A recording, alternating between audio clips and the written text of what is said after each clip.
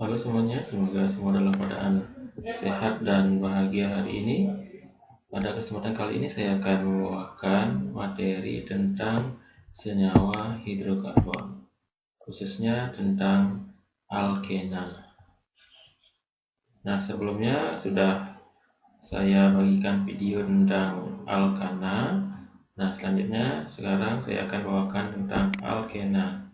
Nah, kalau alkana kemarin ikatannya adalah ikatan tunggal. Nah, kalau alkena di antara atom C-nya atau ikatan antara C dengan C-nya ada yang berikatan kovalen rangkap 2. Jadi alkena ini merupakan senyawa hidrokarbon tidak jenuh dengan ikatan rangkap 2. Jadi ada ikatan rangkap 2. Jadi antara C dengan C ada yang berikatan rangkap 2. Kalau alkana kemarin semuanya kovalen tunggal. Jadi karena harus ada C dan C yang berikatan rangkap 2, jadi alkena ini dimulai dari C2. Jadi kalau alkana dari C1, metana. Kalau di alkena nggak ada yang C1. Jadi dimulai dari C2 yaitu C2H4 atau etena. Nah, rumus umum alkena itu adalah CnH2n. Jadi, kalau misalnya C-nya 2, berarti hanya 2 kali 2, berarti C2H4. Kemudian kalau C-nya 3, berarti hanya 6, dan seterusnya. Jadi, di alkena ini juga ada deret homolognya seperti ini. Jadi, dimulai dari C2. Ada C2H4 itu adalah etena, C3H6 propena. Jadi ini cuma mengganti akhiran belakangnya saja. Jadi kalau di alkana akhirannya ana, sekarang kalau di alkena ganti akhirannya menjadi ena. Jadi kalau di alkana yang C-nya 2 itu adalah etana. Kalau di alkena menjadi etena. Yang C3 kalau alkana propana, kalau di alkena menjadi propena, dan seterusnya sampai C10 dekena. Nah, itu deret homolog dari senyawa alkena. Kemudian selanjutnya tata nama senyawa alkena. Nah, tata namanya kalau rantai lurusnya, jadi yang rantai lurus, nama alkena rantai lurus sesuai dengan nama alkana, tetapi dengan mengganti akhiran ana menjadi ena. Jadi seperti tadi, etana kalau di alkena menjadi etena. Kalau C-nya 3 propena, C-nya 4 butena, dan seterusnya. Jadi tinggal ganti akhirannya saja. Kemudian untuk alkena rantai bercabang, jadi ada urutan penamaan rantainya. Jadi sama seperti kemarin ya, nyari rantai utama, memberi penomoran, kemudian memberi nama cabangnya, baru memberikan nama senyawanya. Nah, yang pertama memilih rantai induk atau rantai utama. Itu adalah rantai karbon terpanjang yang mengandung ikatan rangkap. Itu langkah pertamanya, misalnya ini. Jadi untuk mencari rantai induknya atau rantai terpanjangnya, jadi hitung dari ujung ke ujung. Misalnya ini 1, 2, 3, 4. Ujung sini ke sini 1, 2, 3, 4, 5. Sini ke sini 1, 2, 3, 4. Berarti yang terpanjang kemana? Ke sini, dari kiri ke bawah. Nah, bisakah ini disebut rantai utamanya? Ternyata tidak, jadi ini salah. Kenapa salah? Karena rantai utama adalah rantai karbon terpanjang yang mengandung ikatan rangkap. Jadi kalau di bawah turun, jadi C dengan ini ikatannya tunggal. C yang di sini dengan ini tunggal, yang turun tunggal. Jadi yang ke sini rantainya nggak ada ikatan rangkapnya. Jadi ini bukan rantai utamanya walaupun yang terpanjang. Nah, rantai utamanya adalah ini ya. Jadi 1, 2, 3, 4. Jadi ada ikatan rangkapnya. Jadi rantai utama yang terpanjang dan ada ikatan rangkapnya. Nah, ini yang benar. Kemudian setelah rantai induk, berikan penomoran atau memberi nomor. Dengan aturan penomoran dimulai dari salah satu ujung rantai induk sehingga ikatan rangkap mendapat nomor terkecil. Jadi nanti dimulai dari ujung yang paling dekat dengan ikatan rangkap. Ini contohnya. Jadi untuk penomorannya dimulai dari ujung yang paling dekat dengan ikatan rangkap. Nah, ini rantai utamanya. Nah, jadi ada ujungnya ini dan ini. Dimulainya dari kiri apa dari kanan? Dimulainya dari kanan. Jadi yang paling dekat dengan ikatan rangkap. Sehingga nomornya dimulai dari sini. Nah, bagaimana nanti kalau ikatan rangkapnya ada di tengah-tengah? Jadi dari ujung kiri sama ujung kanan sama jaraknya. Nah, kalau jarak ikatan rangkapnya sama, nanti cari ujung yang paling dekat dengan cabang. Jadi itu pilihan keduanya. Kalau misalnya jarak ikatan rangkapnya sama, dari kiri dan dari kanan sama, nanti cari ujung yang paling dekat dengan cabang. Misalnya ini ikatan rangkapnya di sini. Kalau ikatan rangkapnya di sini berarti dari sini 1, 2, dari kiri juga 1, 2 sama jaraknya. Sehingga nanti penomorannya dicari yang paling dekat dengan cabang. Dari sini bisa dimulai kalau ikatan rangkapnya sama. Kalau tidak ada cabang berarti boleh dari mana saja. Seperti itu memberikan penomoran pada senyawa alkena. Kemudian baru diberikan nama. Untuk memberikan nama urutannya nomor atom C yang mengikat cabang. Jadi nomor atomnya dulu disebutkan, nomor atom C yang mengikat cabang. Kemudian nama cabangnya. Kemudian nomor atom C yang berikatan rangkap. Kemudian baru nama rantai induknya atau alkenanya. Contoh. Jadi itu rantai utamanya, penomorannya dimulai dari kanan 1, 2, 3, 4. Sehingga untuk namanya nanti yang pertama disebutkan adalah nomor atom C yang mengikat cabang. Jadi yang mana namanya cabang? Yang di luar rantai induk, jadi ini. Nah, ini cabang, ini terikat di C nomor berapa? Di nomor 3, sehingga nomor C yang mengikat cabang itulah 3. Kemudian cabangnya apa namanya?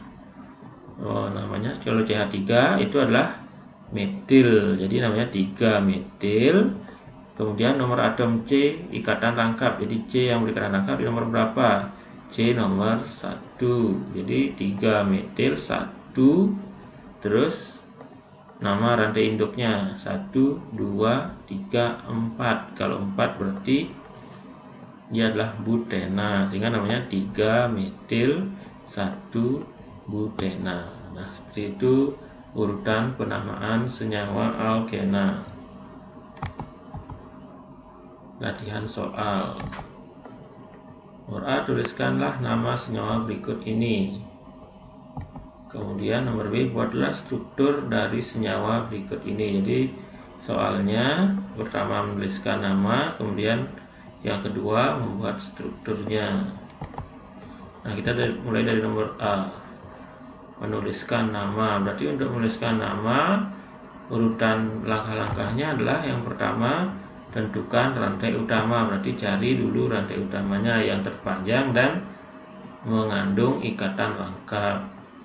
Jadi misalnya ke sini 1, 2, 3, 4, 5, 6 itu yang lurus. Kalau turun ke sini 1, 2, 3, 4. Nah, kalau yang turun ke sini sama dengan ini 1, 2, 3, 4, 5, 6. Jadi sama dengan yang lurus.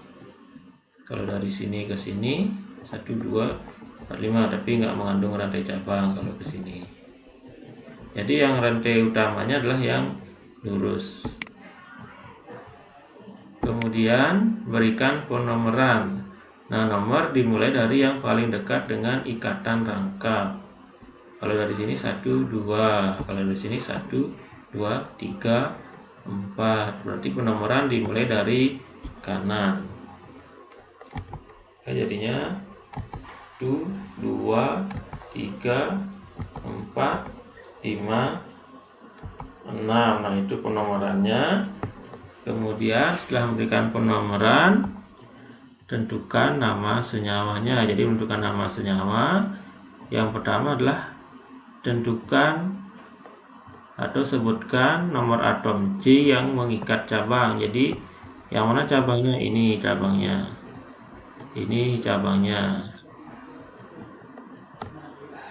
Sehingga jadinya cabangnya apa saja? Ini ada metil dan ini ada metil juga. Ada 2 cabang, jadi di nomor 3 dan nomor 5. Sehingga nanti jadinya namanya 3,5. Kemudian karena ada 2 metil berarti dikasih awalan di seperti di penamaan alkana kemarin. Jadi 3,5 dimetil. Kemudian nomor C yang berikatan rangkap 2, nomor 2. Kemudian nama alkenanya, jadi nama rantai utamanya 1, 2, 3, 4, 5, 6. Karena 6 berarti heksena, sehingga namanya 3,5 dimetil 2 heksena. Nah, seperti itu memberikan nama. Jadi berikan rantai utama, penomoran, tentukan namanya. Nah, kemudian sekarang kalau diketahui namanya, disuruh mencari strukturnya. Nah, langkah-langkahnya adalah yang pertama buat rantai utamanya. Nah, rantai utamanya itu adalah ini namanya heksena. Berarti kalau heksena C-nya ada 6. Tuliskan C-nya 6. Selanjutnya berikan penomoran. Jadi kasih nomor, boleh dari mana saja, dari kiri maupun dari kanan. Berikan penomoran. Selanjutnya letakkan ikatan rangkap dan cabang sesuai dengan nomornya. Jadi lihat ikatan rangkapnya di C nomor berapa? 1 heksena. Berarti ikatan rangkapnya di C1. Di antara C1 dan C2 letakkan ikatan rangkapnya di sana. Berarti C yang lain ini berikatan tunggal. Kemudian cabangnya sesuai dengan nomornya. Ada cabang apa saja? Ada etil. Etil letaknya di C nomor 2. Berarti di nomor 2 tambahkan etil. Kemudian ada metil di nomor 4. Jadi di nomor 4 tambahkan metil. Nah, setelah itu lengkapi dengan atom H. Jadi C itu punya 4 tangan. Jadi tambahkan H untuk melengkapi tangannya. Misalnya ini C-nya. Tangannya berapa? 1, 2. Berarti dia masih punya 2 tangan. Tambahkan H lagi 2. C yang di nomor 2, 1, 2, 3, 4. Sudah 4. Berarti nggak nambah H lagi. C nomor 3, 1, 2. Baru 2. Berarti sisa 2 tangan. Tambahkan lagi 2. Kemudian C nomor 4, 1, 2, 3. Berarti tambah lagi 1 tangan. Nomor 5, 1, 2. Tambah lagi 2 tangan. C nomor 6, 1, baru 1. Berarti tambah lagi 3 tangan.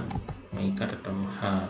Nah, seperti itu jadinya struktur dari 2 etil, 4 metil, 1 heksena. Nah, itu penamaan senyawa alkena. Selanjutnya ke isomeran alkena. Jadi isomer itu adalah senyawa yang memiliki rumus molekul sama tetapi beda strukturnya. Jadi rumusnya sama tapi strukturnya berbeda. Nah, alkena ini punya dua jenis isomer. Yang pertama, dia punya isomer struktur. Nah, isomer struktur itu adalah isomeran yang terjadi kalau rumus molekulnya sama tapi strukturnya berbeda. Nah, di sini dicontohkan butena mempunyai 3 macam isomer. Yang pertama ini. Jadi berapa C-nya? 1, 2, 3, 4. Dia butena, ikatan rangkapnya di nomor berapa? Di C1, sehingga namanya 1 butena. Kemudian nomor 2 ini 1, 2, 3, 4. Butena juga, ikatan rangkapnya di nomor berapa? 1, 2. Jadi namanya 2 butena. Nah, sekarang coba bandingkan. Ini C-nya berapa? 1, 2, 3, 4. Hanya 3, 2, 5 tambah 1, 6 tambah 2, 8. Jadi C4H8. Kalau 2 butena, C-nya 1, 2, 3, 4. Hanya 3 tambah 1 tambah 1 tambah 3, 8 juga. Jadi C4H8. Jadi dua senyawa ini rumusnya sama, rumus molekulnya sama, tapi strukturnya berbeda. Ada yang 1 butena, ada yang 2 butena. Kemudian ada lagi 1. Nah, ini namanya alkena yang bercabang. Jadi ini cabangnya. Jadi namanya ini 2 metil 1 propena. C-nya ada berapa? 1, 2, 3, 4. H-nya ada berapa? 3, 6, 8. Jadi 8. C4H8 juga ada. Berarti rumusnya sama, tapi strukturnya berbeda. Namanya juga berbeda nanti. Itu namanya isomer. Nah, itu keisomeran struktur dari alkena. Selain isomer struktur, alkena juga punya yang namanya isomer geometri. Keisomeran geometri ini adalah keisomeran yang terjadi karena perbedaan orientasi gugus-gugus di sekitar C ikatan rangkap. Jadi perbedaan posisi gugus-gugus yang ada di sekitar C yang berikatan rangkap. Misalnya 2 butena ini mempunyai 2 isomer, yaitu cis dan trans. Seperti ini. Nah, jadi ini C yang berikatan rangkap. Nah, di C berikatan rangkap ini ada gugus-gugus lain. Jadi ada metil, ada H. Ini juga 2 butena, C berikatan rangkap, ada metil dan H. Cuma yang membedakan adalah posisinya. Kalau di sini metilnya letaknya sebidang, H-nya juga sebidang. Nah, kalau ini metilnya letaknya cross, bersilangan, H-nya juga bersilangan. Nah, yang letaknya sebidang ini namanya cis. Jadi namanya cis 2 butena. Kalau yang bersilangan itu namanya trans 2 butena. Itu namanya isomer geometri atau disebut juga isomer cis-trans. Yang membedakan adalah letak gugus-gugus yang ada di sekitar C yang berikatan rangkap. Nah, syarat terjadinya isomer cis-trans ini adalah apabila masing-masing atom karbon yang berikatan rangkap 2 mengikat 2 atom atau 2 gugus yang berbeda. Sehingga jika atom atau gugusnya yang diikat tersebut bertukar tempat, maka strukturnya akan menjadi berbeda. Seperti ini. Jadi mengikat 2 gugus, jadi mengikat atom atau gugus yang berbeda. Ya, ini ada metil 2, ada hidrogen 2. Kemudian kalau berganti tempat akan menghasilkan struktur yang berbeda. Itu namanya isomer cis-trans atau isomer geometri. Nah, itu keisomeran. Kemudian sifat-sifat senyawa hidrokarbon, khususnya alkena ya. Nah, sifat fisikanya titik leleh dan titik didih alkena hampir sama dengan alkana yang sesuai. Jadi kalau etana mirip dengan etena, propena dengan propana dan seterusnya. Pada suhu kamar, suhu rendah berwujud gas. suku sedang berwujud cair, dan suku tinggi berwujud padat. Itu sifat fisikanya. Kemudian sifat kimianya ini terkait dengan reaksi-reaksi kimia dari alkena. Nah, pertama ada reaksi oksidasi atau pembakaran. Jadi ini hampir sama dengan reaksi oksidasi dan pembakaran pada alkana. Jadi melibatkan O2 dan menghasilkan H2O dan CO2. Jadi hasilnya uap air dan karbon dioksida. Nah, contohnya ini C3H6 reaksi dengan O2 menghasilkan CO2 dan H2O. Nah, seperti ini reaksinya. Itu reaksi pembakaran. Jadi pembakaran hidrokarbon baik itu alkena, alkana maupun alkuna, nanti hasilnya pasti CO2 dan H2O. Kemudian ada reaksi adisi. Reaksi adisi ini adalah reaksi pengubahan ikatan rangkap menjadi ikatan tunggal dengan cara menyerap atom lain. Jadi di sini terjadi pemutusan ikatan rangkap sehingga terbentuk ikatan tunggal. Reaksi adisi terjadi pada senyawa hidrokarbon dari golongan alkena dan alkuna. Jadi karena di alkena dan alkuna ini yang memiliki ikatan rangkap, di sana nanti terjadi pemutusan ikatan rangkap, membentuk ikatan tunggal. Nah, adisinya yang terbentuk dan terjadi bisa adisi dengan hidrogen. Contohnya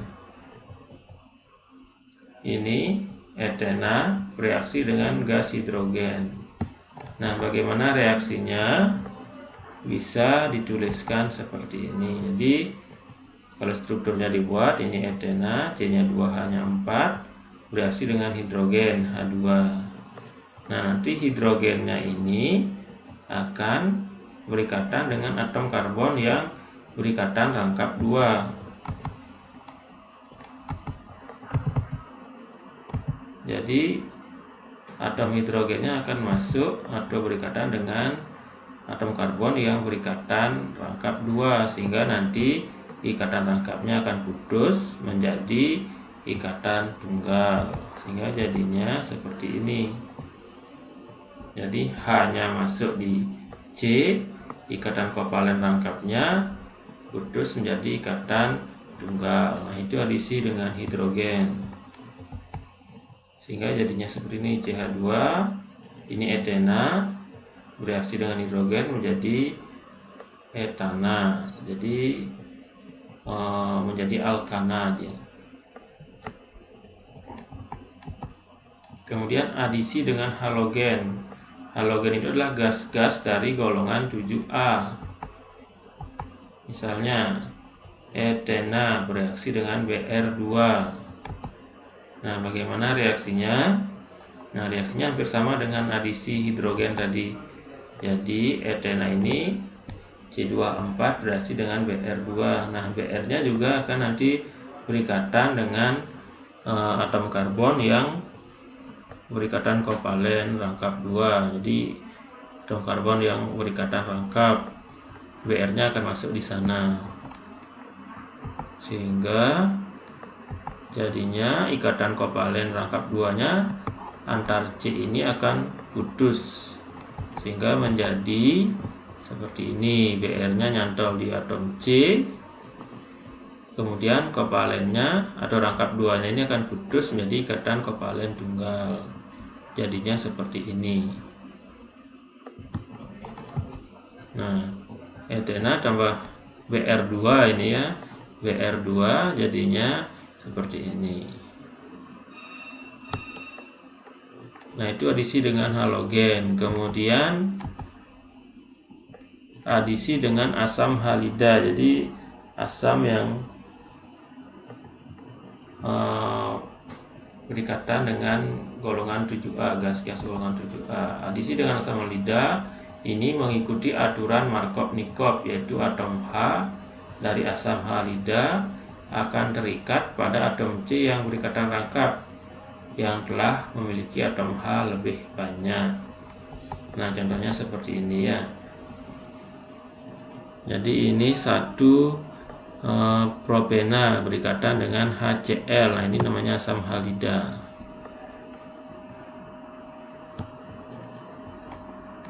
Nah, bagaimana reaksinya?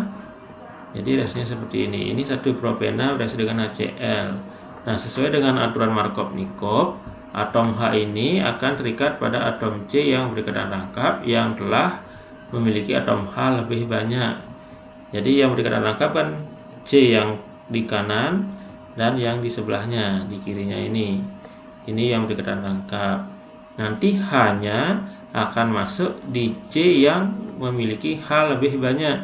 Ini C 1, 2, H-nya ada 2.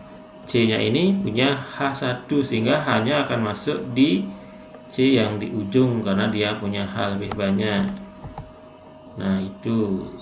Kemudian Cl-nya akan berikatan dengan atom C yang di sebelah kirinya sehingga jadinya seperti ini. Ikatan rangkapnya akan putus.